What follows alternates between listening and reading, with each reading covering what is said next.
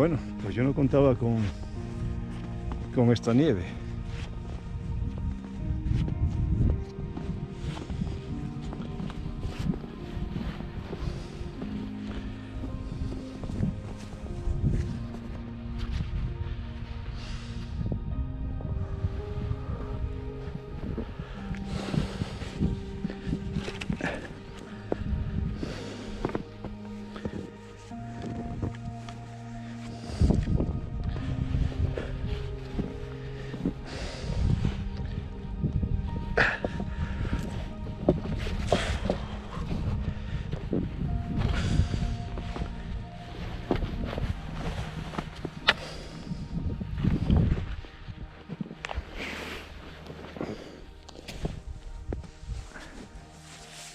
Ahí tengo la huerta y el pastor.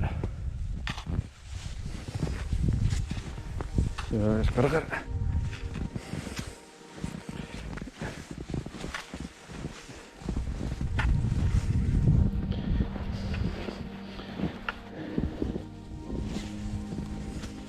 Hogar, dulce hogar, ¿eh?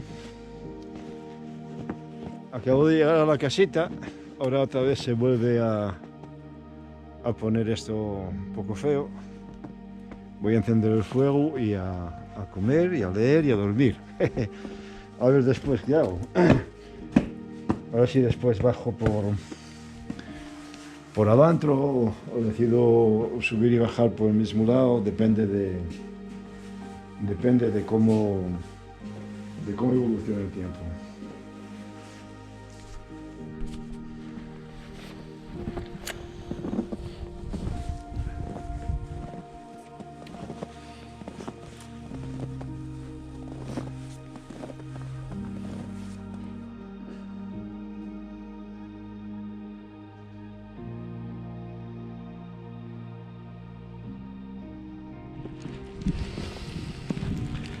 Bueno, voy a bajar por Avantro.